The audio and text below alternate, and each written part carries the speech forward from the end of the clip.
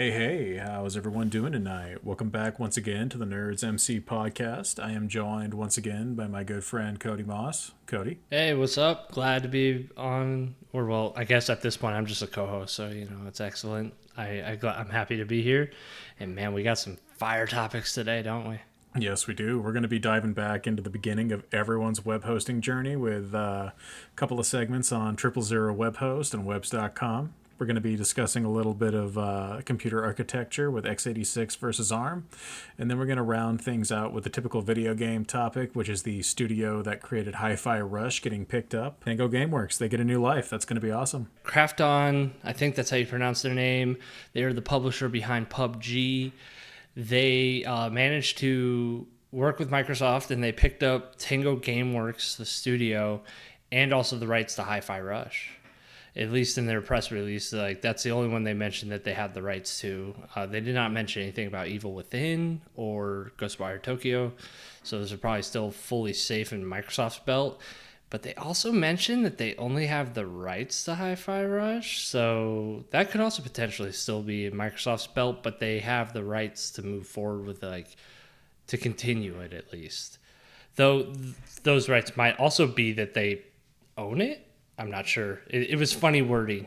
Yeah, that could be interesting to see develop. I would be shocked if they got the studio and didn't get all of the intellectual property. But that being said, it would also make sense for Microsoft as because they're a large publisher now. If they retain the IP and essentially outsource the development, they double dip. They don't have to carry the cost of the studio, but they still get the benefits of their work, which, from a business perspective makes a ton of sense. Yeah, and it's also something else that I think kind of plays into that idea that they are definitely still holding on to the ownership of it is the fact is that Game Pass, right? That is their big platform. That's where they want all of their games. Hi-Fi Rush is already there, and I think that they're aiming for it to just kind of always be there. Now, with the studio under a different publisher, they even mentioned in their press release that they were talking about potentially doing brand new IPs with this studio. That could be interesting in and of itself, but then I also have to ask, are they going to be bringing those new IPs to Game Pass? Is that part of the agreement or not? I just don't know. Yeah, I think as things develop, it's going to kind of create a more interactive picture for what it is we're going to realistically get. It's fair to say that getting Hi-Fi Rush into the hands of a developer who's going to actually continue it, that's probably a win. That's probably a really good thing. Hopefully Ghostwire Tokyo and the other ones also get that same liberty, but who knows? Even if Microsoft hangs on to those IPs, I know Ghostwire Tokyo, it really depends on who you talk to, because personally, when I played through it, I loved it. I loved every minute of it. Yeah, I could see some of the flaws, some of the reviewers were talking about, where it was you could run into a lot of invisible walls if you tried to explore too much. Some of the alleyways just weren't accessible. But other than that, it was a very good experience, a very strong experience too. The story was I'm not going to say it was out of this world, but it was definitely one of my top ones. I would have given that game an 8 out of 10 easy. Well, then, as a fan, you have to be ecstatic it's going to continue then. Oh, yeah. That's why I was kind of nervous about the fact that Krafton didn't mention it in their press release. Because since they don't have, I'm speculating here because it wasn't mentioned, but there's a pretty good chance maybe they do own it, but they only wanted to point out Hi-Fi Rush for right now. But it's, if they do have those IPs, I hope they bring them forward. If Microsoft still has these IPs, they have a lot of studios under their belt now, especially after that ABK deal that happened just last year. Is there any open space? Would any of those studios want to take on an Evil Within or a Ghostwire Tokyo? The way that they named Ghostwire Tokyo, I remember it was Ghostwire : Tokyo. That kind of plays with the idea that it could be more locations, maybe different styles of Afterlife, with their kind of idea of Afterlife maybe in that part of the world. In general, it's an IP that kind of lends itself to expansion, I guess, is my thoughts on it. Mm-hmm. So to see it even have a chance of getting that boon is a good thing. Yeah, because it was back in May when Microsoft announced the closures. I know that was the first thing that went through my head personally was, well, what's going to happen to Ghostwire and what's going to happen to Hi-Fi Rush? Because both those games to me were like top Tango Gameworks. And I was really down in the dumps. I was really sad about like the fact is Microsoft was dumping them, and I was like, well, there's probably something in the background that I just don't know to the reason why they're shutting them down. But like the fact is that Tango Gameworks then got picked up. It's gonna be great because like now we're gonna get probably a new Hi-Fi Rush, because that was definitely the one they pushed very hard in the press release.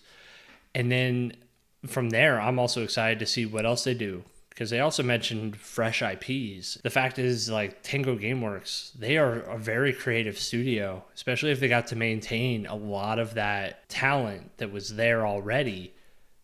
Because I don't know how much of that talent is still there or not, because they didn't exactly mention a lot of that. But it's like, if a good chunk of it was still there, then we are off to the races for a good time, especially with a brand new IP where they can just kind of go off the rails. It'll be a strong studio for sure. Well, I think you're going to see as much continuity as possible. It even says so in the Kotaku article that, they're working with Xbox and ZeniMax to ensure as seamless and smooth of a transition as possible, because they want those engineers to come over, because they want those developers. So I don't think you're going to see massive turnover leading to a drastic shift in how they actually develop and build their product. I do think you're going to see probably just general shifting around, just due to the nature of working in what is essentially an unstable job. Like, you and I have worked in jobs to where, the writing was on the walls, and I imagine if people haven't already left, they're probably in the pipe to do so, just because they weren't sure what was going to happen. But what I do find good to see is they're going to work to keep as many people as they can, which is, all you can realistically do whenever you kind of acquire a company and they move into a new direction. Yeah, and also I'm kind of interested to see how Krafton handles all of this, because I don't know them for much. I can only really find where I'm sure they probably maybe published other stuff, but PUBG was like the only thing everyone really talked about in like articles and stuff for this. So I don't keep up with the news behind it. I don't know how they treat that developer. That could probably be like the biggest telltale on the wall. Like, if they're good to that studio that's running PUBG, then they're probably going to be good to Tango. But if they're rough on that one, they could be rough on Tango. I haven't heard anything coming out of Krafton that would dictate that they're like awful to their employees. I've heard the opposite in the little small bits that I have heard, and that it's pretty low key. So I don't think there'll be issues. But at the same time, who knows, man? Management changes all the time. You're going to get different people in and out there. Mm-hmm. What I do find kind of funny and interesting, though, is like how much, in the eyes of consumers, it's a bank. You build up goodwill. You build up people that are willing to buy your product. How much goodwill did Xbox just burn by doing what they did with Tango? That's got to be a lot. Yeah, I mean, it's hard to say, because they did that in May, but then when you saw like the Xbox Developer Direct, that was a hit. Like, every Xbox podcast, YouTube channel, whatnot was buzzing with that information. And even the comments and the Reddit posts, like, it went from boo hiss, Microsoft is shutting down these 4 studios, to, ooh, what's this game coming out in like November or sometime this year or whatnot, right? It's definitely got like, they've rebounded really quick, at least on the internet viewpoint. How much of that actually equates to sales in games? Well, I guess we'll see. I will say, for people like me who don't really focus on the studios as much as we probably should, I was very, very excited for the Xbox showcase. I mean, new Gears of War is all that needs to be said. That is going to be absolutely phenomenal, and I'm very excited for that. Honestly, for the most part, again, for people like me who don't focus on the studio side of thing as much, it almost overshadowed that they killed a few studios. And then you have this come across to where the studio's not actually gone now, and the IP itself is going to continue to go on. It's almost like people are getting the best of both worlds. You have this studio that can go through and now do what they want. Microsoft cuts the capital in order to maintain EBITDA. And then you have all these new games coming out that look really promising. I think we're going to see a collective forgetting of this, for lack of a better phrase. I don't know if that's good or bad. But, obviously don't have to comment on any of that.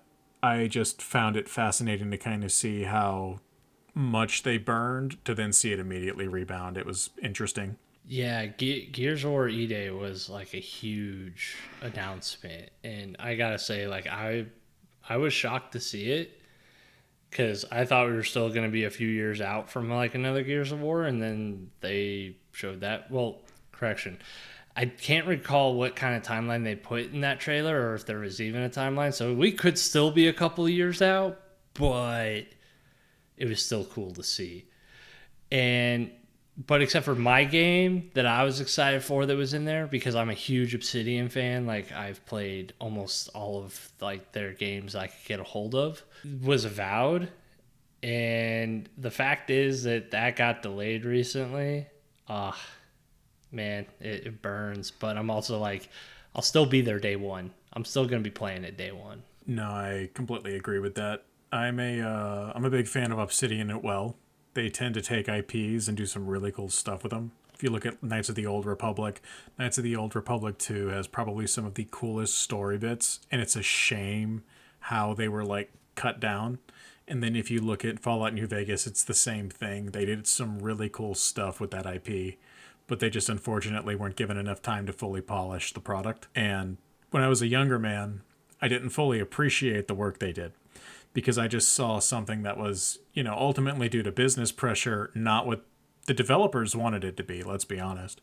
And it led to me not appreciating those titles as much as I realistically should have, So I agree with you there that, like, that's going to be a really solid entry from Obsidian as well. But I don't know, man. Gears, E-Day, Dominic Santiago's back. That's all I need. Speaking of things emerging from the depths, E-Day of sorts, ARM has really risen into the CPU landscape and has kind of knocked x86 around a little bit with the latest batch of laptops and tablets and things like that. I'm sure we've already mentioned it in a few episodes.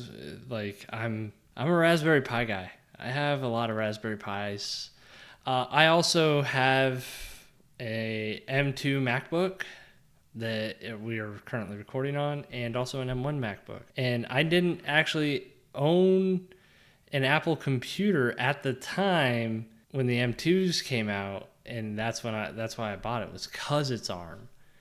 Because I really, so this whole thing is like, I've been trying to run ARM as a desktop processor for like ever now, because it's, as the Raspberry Pis were getting stronger and as they were going, I loved it because they were so cheap, right? Because it's like, the fact is, it's not so much that it was cheap to like get a hold of, but it was also cheap to run. Like, I built an entire Kubernetes cluster out of these Raspberry Pis, and then I also went on to Pine 64, Rock 64 boards.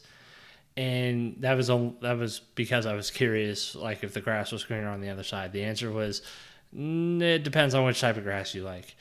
But it's like a long time I was sitting there, like, trying to figure out, how do I get this Raspberry Pi to be my desktop or to be like my development box?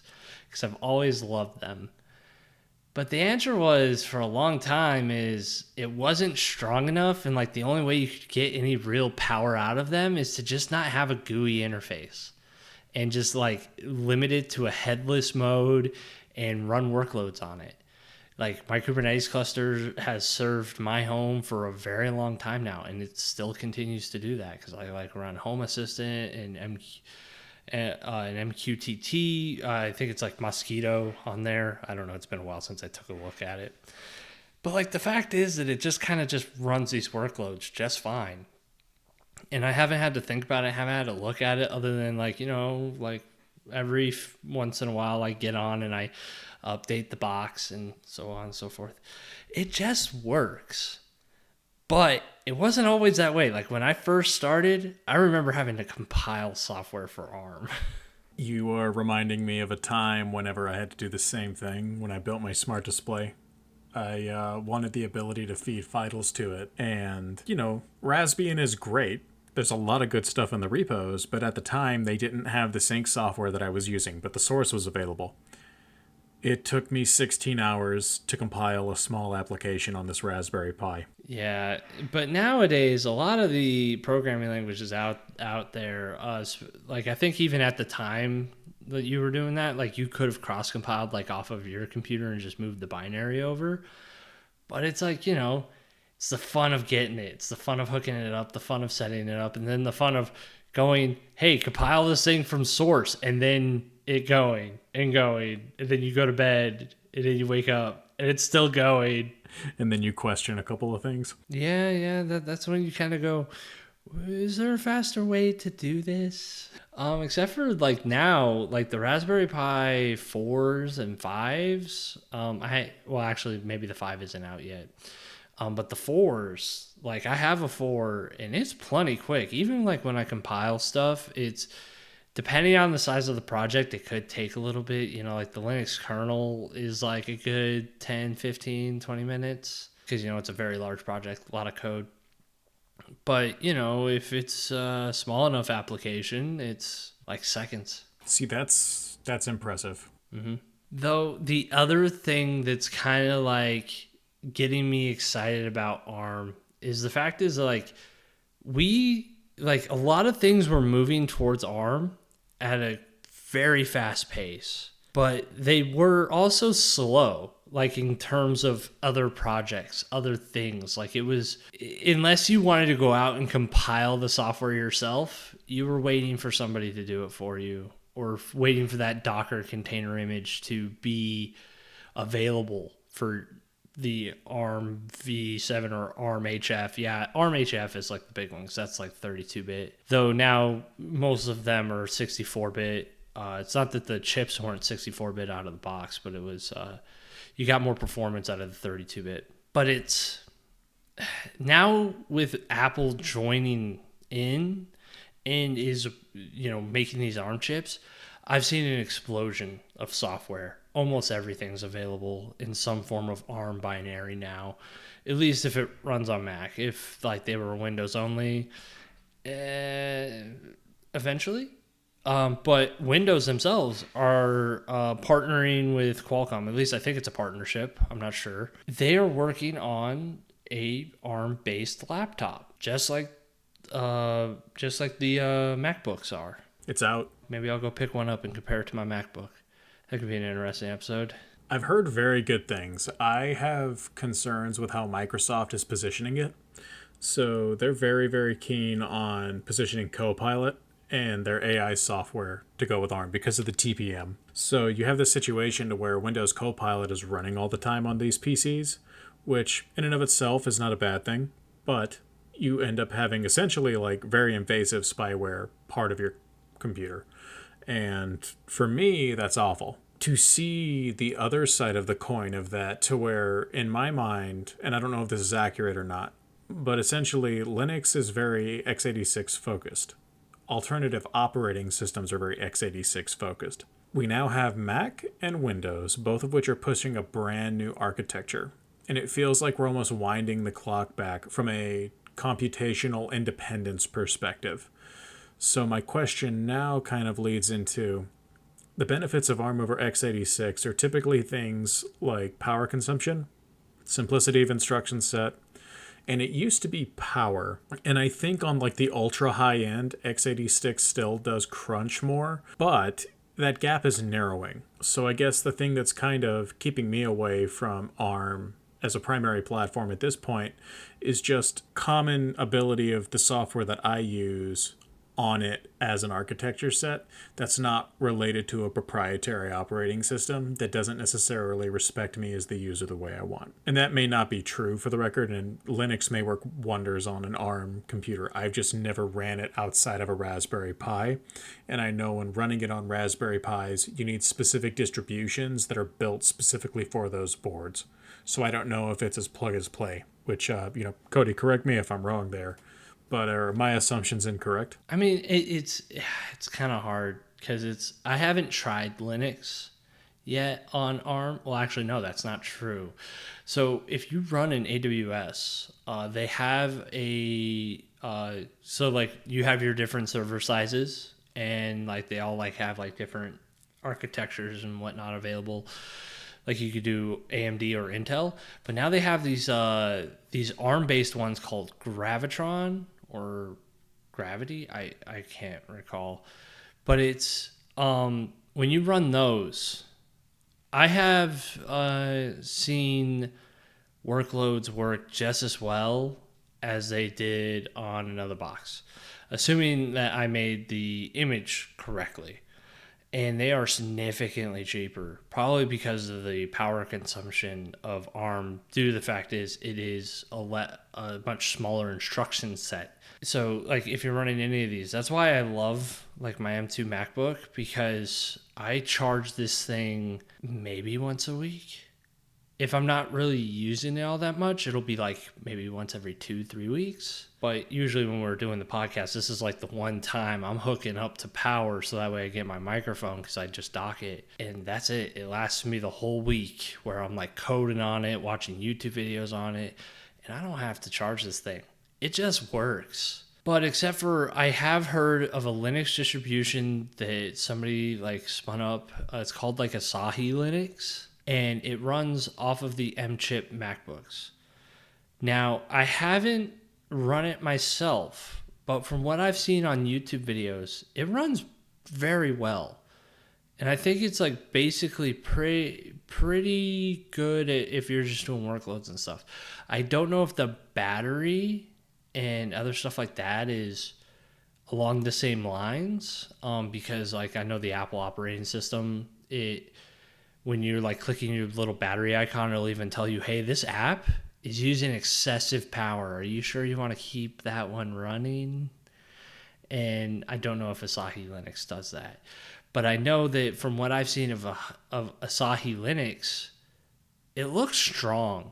And if you just go out and get like an M-chip laptop, you may, I don't know what the steps are to install it, but you can install Linux on it. And it looks pretty good. So, like, maybe my concerns are unfounded. I guess another thing to kind of consider, and this is something I don't think ARM will ever overcome, there is so much software compiled and built for x86, not necessarily in the consumer space, though it's there.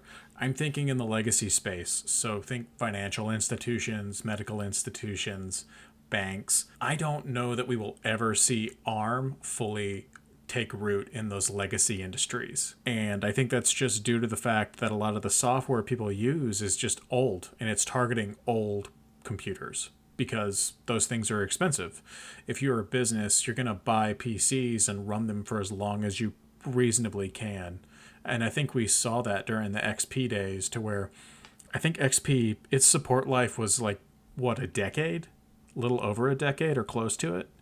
I don't think we've seen another release of software from a large-scale commercial enterprise be supported that long. So, like, yes, I think you and I agree that, like, ARM is awesome. I love the power consumption side of it. I love the smaller instruction set. I love the fact that it's creating these machines that, to your point, last weeks, which I can second that. My work MacBook lasts me days with active use, which my personal MacBook, which is an x86 one, lasts me 2 hours. Like, they're not even in the same league. From that perspective, ARM is very, very exciting for sure. Yeah, it's the thing is we have already kind of seen this, especially in like the video game space, because like a lot of these classic video games, like they were written to a disc. And they, like, if you have a disc player, then you can go ahead and play them. If you don't, like I do, well, hopefully you have a ripped ISO from before you got rid of your disc player. But it's like, you know, all of those games were written with 32-bit in mind. And now it's like Windows still, like, when we were going to, you know, AMD 64, aka 64-bit, we built up where you could still install the 32-bit libraries and they still work. Like, they're still compatible. But when you go to ARM, that's not going to be the case. Like, it's a straight cutover. So yeah, it's going to definitely hurt a lot in that legacy space. But again, Apple and others are doing some magical things. Apple has like a project called Rosetta that will translate x86 commands over to ARM and vice versa, and it does it. There is a performance hit, but it's not as big as I thought it would be. But you also still end up in this weird case where it's like, but how long is Apple going to keep supporting Rosetta if everything goes to ARM? But people out there, they do crazy things. Like, we still have like DOS emulators and stuff. Like, who's going to say we're not going to have like an x86 emulator? Oh man, could you imagine running like Skyrim in an x86 box compared to DOS box for like Elder Scrolls Daggerfall? Like, thinking about it, it feels weird, but does make sense. Like, computers will eventually become powerful enough to where we could emulate entire x86 stacks. So that is a future we could live in. I guess, like, as a gamer, as someone who is essentially invested in legacy software just because games inherently age, like, what is your take on the feasibility of moving games as a whole over to the ARM architecture, or do you not think that's going to be feasible in the short to midterm? If you would have asked me like 3 years ago, yeah, it was probably more towards 3 years ago, I would have told you when we go to ARM, they're gone. As much as I would have loved it, like, because, we were seeing like N64 emulation and stuff like that, but it's, like x86 though, right? You even mentioned it. It's a huge instruction set for sure, but I think the thing that's changing my mind is the fact is that I have seen Rosetta in action, because there's a couple apps I had to use it on back when like the M chip wasn't fully supported everywhere yet. And actually, I think there's still some apps I still run to this day that still run in Rosetta, and I just haven't gone back to fix it or see if there is a fix. But there's also like my Steam Deck, which, yes, is an x86 box, but they have like that Proton wine layer that makes games playable from Windows to Linux. So I think it's going to come down to when we do start transitioning more to ARM, because like I think ARM at this point has kind of won that seat where it's like it's definitely going to be the transition. I don't think it's going to be RISC-V, though RISC-V probably still has a place in the world for various applications. But it's one of those things, right? That it's, if there's a will, there's a way. And gamers like myself are going to fight tooth and nail to make sure that their old games are still playable. Now, I'm not saying every single one's going to come over. It's probably not going to be a flawless experience, because like hell, I even remember like emulating the PS1 back when I was in like middle school age. Like, they were rough then. And when you go to play them now, like PS1, like a lot of the PS1 emulators, like they're almost flawless, but every now and again you get like glitchy graphics or other various things. So I'm not saying it's going to be flawless, but they will be playable. So let me frame this question a little differently. We have modern Intel CPUs, and by Intel I mean x86. We have modern x86 CPUs coming out that still match the performance of ARM, and there is software getting released that pushes the limits of these CPUs, which means they're also pushing the limits of ARM. So if we had a hard cutover today, x86 development as a platform completely stopped, how many years do you think it would take to get to a point to where ARM CPUs are powerful enough to replicate the systems we have today? Ooh, that's a tough one. Mostly because I've never seen that done. Because every time we've ever had like a transitional period, it was a transitional period. Where it was like, my desktop computer for the longest time was a 32-bit, even though 64-bit had been out for years. And it wasn't until like we bought a new computer after like 9 or 10 years that like we finally as a family had an X or a 64-bit.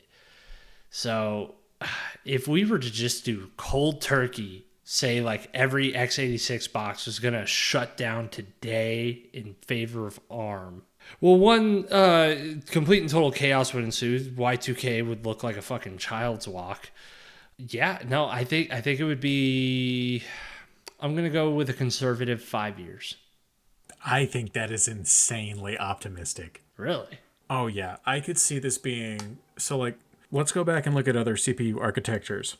We had Itanium and x86. And then we had AMD 64, which was a competing 64-bit architecture against Itanium. And this was decades ago now. Itanium is still in use today for certain applications because it was entrenched. This is a dead processor. It has not seen a new release architecturally in, I believe, almost 10 years now. And there is still software that runs on Atanium. And it's in core business areas, but I'm going to relate this back to games. If you shift forward, DOSBox, 32-bit, and 64-bit are all x86. So there's shims at the software level, but the hardware level's the same. With the coming in of ARM, we are now not only looking at a software shift, but a hardware shift. So now, to take Proton as an example, you're no longer emulating the software abstraction layers. You're emulating the hardware abstraction layers to run a software emulation in the abstraction layer to then actually run your software. So you're creating like a multiplicative level of complexity trying to get emulation of emulation to run properly. And then you look at the fact that even to this day, brand new software, brand new computers, brand new processors, all of this is still going on full steam ahead with x86 and ARM being developed in tandem. I agree with you that eventually a full cutover will have to happen to where most consumer grade hardware is ARM and x86 is used probably in scientific settings, I would imagine, due to legacy software. But I don't think we're going to see that for like at least decades. I think optimistically 20 years is the minimum for us to achieve a full cutover. Because to your point, I'm thinking back to like the 90s. Again, I'm trying to like remember, but I think I had 32-bit computers up until the mid to late 2000s when we finally got a 64-bit computer. And it's not like the technology wasn't there, but it was legitimately 10 plus years transitioning to a backward compatible piece of hardware, let alone a piece of hardware that's not backwards compatible, to where all of your apps, all of your software, all of your games, all of that has to either get rewritten and recompiled or it's just not going to work. In order to make this happen, we're going to need probably, I would say conservatively, a decade of development stopping on the old platform, or in this case x86, which I don't think will happen anytime soon. And then we're going to need a decade of development on the ARM front to make processors that are powerful enough to begin to reconstruct the processors we had today. And at that point, I think is when you're going to see the mass adoption and the full transition. I genuinely think it's going to be decades. And maybe I'm wrong. I could be completely wrong, but I just don't see a world where both platforms are moving forward independently that they ever converge. You know what I mean? Well, to be fair, you when you asked the question to me, you said if we went over today, like if we had a hard cut over today, and I think there would be enough people motivated. But in all actuality, you and I both know there's no way in hell we're ever going to have like that super hard cut over. And even then, we're talking about like doing these transitions. We never transitioned off of mainframes. Those are still in use.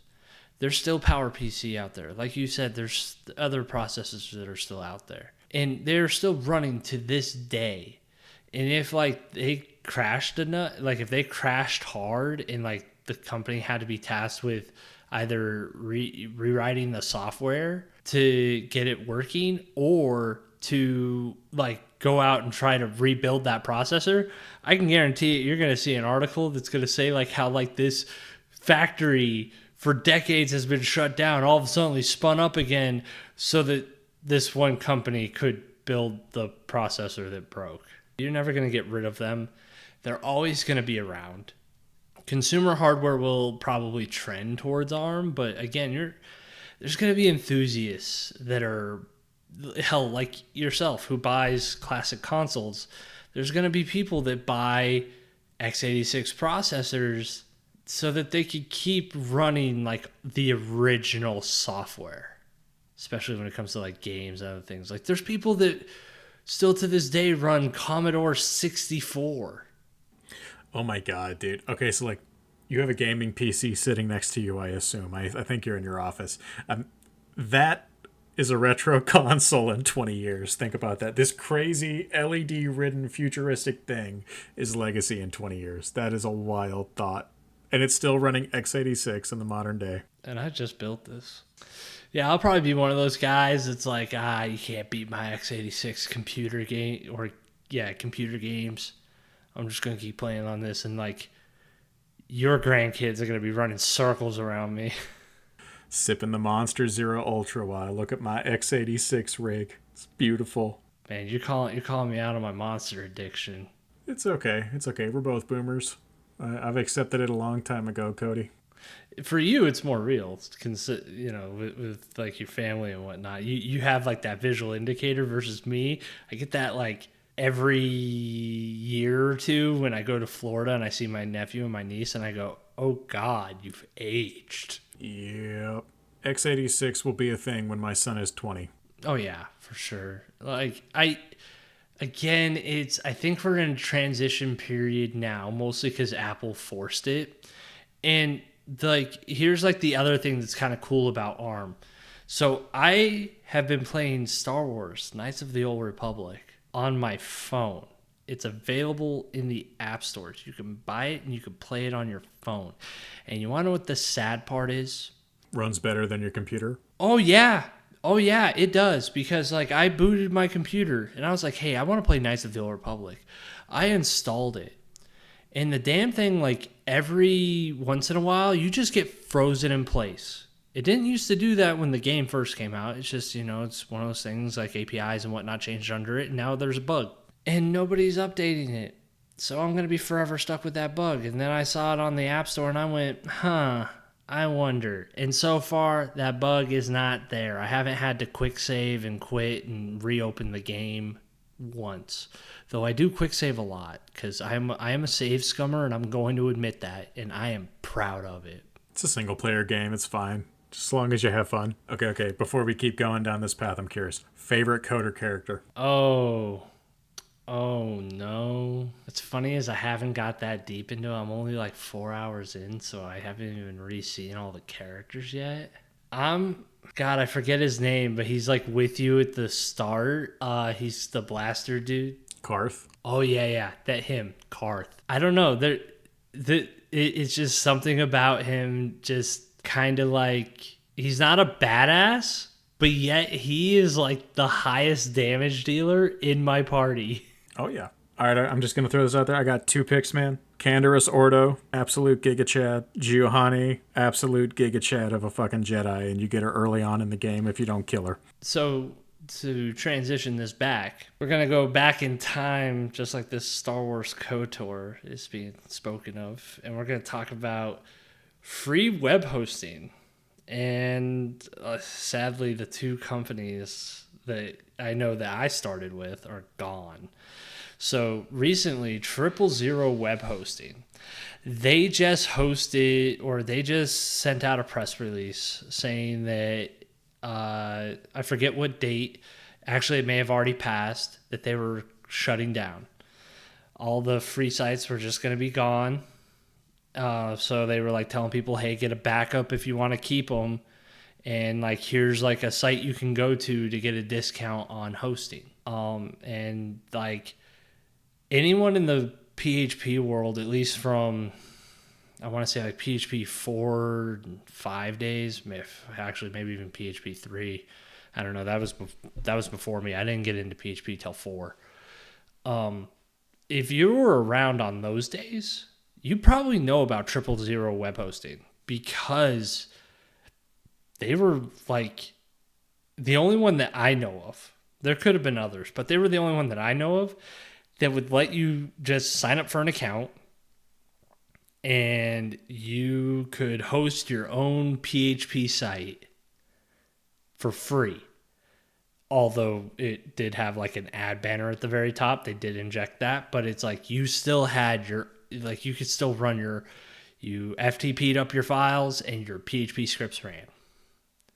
And that's all we could really ask for, especially for free. They were running code for free. Rob, what's your take on that? Pour one out for the homies. Pour one out for the homies. That's my take, man. Like 000 is an era of my life I will never get back.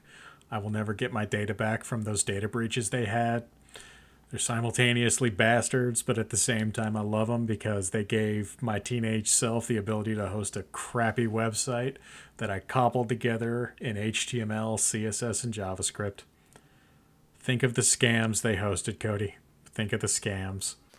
I try not to think about that because they gave me a place where I could hone my skills. I could start working on it. Like I remember I was watching tutorials that were like for like Dreamweaver WYSIWYG where you could just drag and drop in like some PHP code, and then you would just double click it and then type in your script, and then buttons and shit would appear. And it's one thing to see it running on your own computer, but when you're like, hey buddies, like I want to like show you this. Well, I could just make an account and I could just run PHP sites on it. Yeah, they did have account breaches. Yes, there was like some data lost. But in the long run, dude, it was big because it's like, it's not that my parents weren't ever going to buy me hosting if like I asked for it hard enough. Instead of my World of Warcraft subscription, they probably would have done it because it was about the same, at least at that time. Hosting costs now are probably exorbitantly higher. I wouldn't know. My company pays for that. So I just spin up infra. But again, it's my parents probably would have, but I would have had to explain what it was and why I needed it. Because like these guys were also hooking you up with a subdomain for free. So you didn't have to go out and buy a .com or anything. Like you could get up and running with just an account and FileZilla. And then you write up some code, some HTML, some PHP, some JavaScript, some CSS, and then boom, your site was up. Yep. Well, and like another mainstay from that period of time. Do you remember .tk domains? Yes. Oh, dude. Because like I remember like the 000 hosting. The problem that I had with it is it was a subdomain. Like you would get the whatever you was available .000Webhost.com. And it's like, yeah, that's pretty badass, but that's not like a root level domain, right? Like that's a subdomain. But then you also had like the .tk domains where it's like as long as you like put in like their little add code into your HTML, they would host like they would let you generate like for the longest time I had codedesigner.tk. 000Webhost.tk domains, and then the final of the three horsemen of the scammers apocalypse, webs.com. Well, at the time it was called FreeWebs. Yes, I remember fondly my Chromehounds clan website I built. And shout out to the peeps over at staticpsp.tk. That website died decades ago, but you were a great time 20 years ago. Made use of a number of these things. We had a site on 000, we had a forum on FreeWebs, and we had a .tk domain. But God, they're hallmarks of young development and like me becoming more and more attached to computers. And like it sounds like you're the same way. Like you have these same fond memories for these pieces of software, which is it's awesome, but it's sad. Because again, it's like, and you and I have had this conversation a few times. It's like my kids are never gonna get to do these things, but they're doing other stuff. So like, we've kind of talked about the death of these things and how like, free shared hosting is gone. Forums are forums. They're kind of developing back into a niche almost. I think the future, and you can call me crazy, application hosting platforms. So like I wanna get your take on that. So like we have the old guard of 000Webhost, FreeWebs, and .tk domains. Where do you think the future is for young engineers? So, man, like it really depends on where you're at, like where your interests lie. Because if you're a front end guy, like if you love building front ends, you still have free hosting options. Because you have GitHub pages. Not sure if anyone here is really familiar with those. That's how I host my site for free. Is I have my GitHub pages, and I just commit up to a public repo that. I have like set up like a workflow because I use Hugo, which is a really popular like CMS style platform, but it generates out into static files. And I like it because like I just put up my Hugo files and then my GitHub Actions workflow. So again, free, spins up and they drop in the HTML and it just goes into a branch at a specific directory. And then boom, GitHub Pages hosts it. And then I got a little clever because Cloudflare also lets you host like DNS for free and also like a CDN-ish stuff for free. I think it's like one domain free. Like you're not going to get 100 domains. And from there, I just do kind of like a Cloudflare reverse proxy to my my GitHub Pages URL. And in that like the only thing I pay for is my domain, is like the bluemossmedia.com. Hope you don't mind that I shouted that out. I mean, it's a terrible site. Don't go to it. I set it up to be like a blogger, and I've maybe written 4 posts, and I've had that thing up for years. That's okay. That's okay. So that's an interest. That is one way of doing it. That's honestly really cool. So like my vision for the future for the younger engineer, DigitalOcean is absolutely incredible. So fun fact about DigitalOcean, their application platform hosts static websites for completely free. You can alias them with domains. As long as you own the domain and DigitalOcean manages your name servers, it's all automatic. What's really cool is it comes with a free Docker registry. Comes with server scripting through functions as a service. So you can't host traditional applications, but what you can do is publish functions that your front ends can call. And I think that is where we're going to start to see the future of the free entrepreneurial web engineer. You're going to see them abuse these... abuse is the wrong phrase. Let me correct that. We're going to see them make use of these new platforms that support things like free container runs, static websites for free, function invocations for free. And that's where I think the next generation is going to get their start. It's still sad 000's gone and FreeWebs is gone, though, man. That's like the end of an era. Yeah. Though another free option, if you want to do back-end technology, is AWS. Make sure you set your maximum so that they just turn it off if like you're about to hit the not free stuff. AWS actually has it where you can spin up like a T3 mini for free. Though if I remember correctly, it's only for like a year, and then after that you got to pay like something like $5 a month. I mean, like that's still really cheap. Most teenagers can get that easily, but it's like, you know, again, like you can host your Docker container there, you can do other stuff there. It's now you're gonna have to find a different registry, because their registry is you have to pay for it. But again, GitHub's got you. If it's open source, free GitHub registry for all open source projects. Nice. You can also get your free GitHub Actions to build your container image.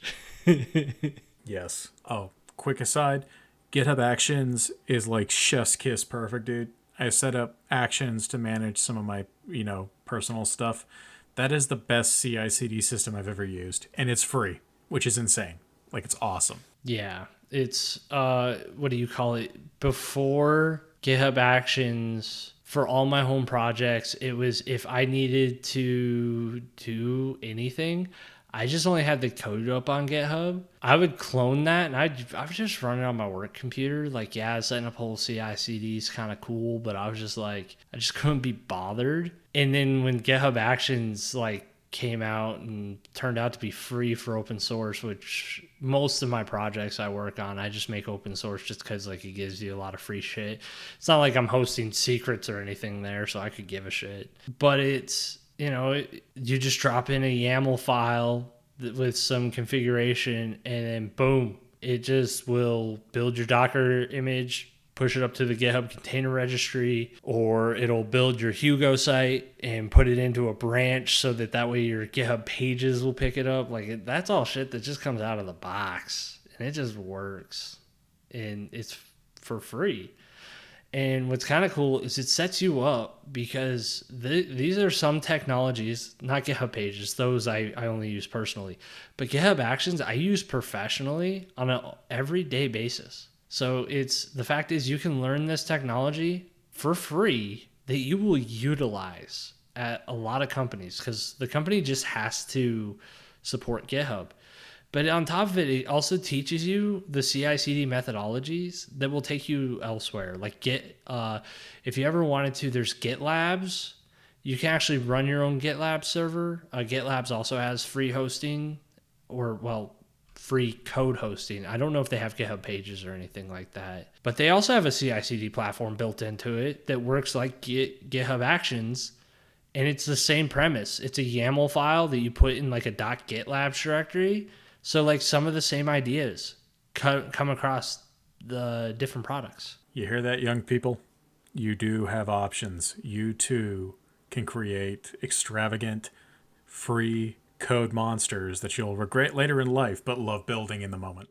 Well, Cody, do you have anything else you'd like to cover, or are you good to go? Oh man, so if you're an adult, this isn't so much for the kids, but I've started listening to it because like a friend of Rob and mine, they started talking about a book, and I started listening to the audiobook version. It's called Between Two Fires. It is a very adult book. Do like caution parents, but it is good. Like I'm only like 3 chapters in, and I'm hooked. Can agree. Very good book if you're an adult. Don't read it if you're a kid. Yeah, and so with that, there is one more thing I want to ask of everyone. Please make sure to like, comment, subscribe, and also if you want to know about any new episodes that are coming out, hit that bell. Also, Rob's been hooking us up over on Spotify, so make sure you go ahead and check that out as well. Rob, is there anything else you want to mention? Just as always, thanks for watching, y'all, and this has been another episode of the Nerds MC podcast.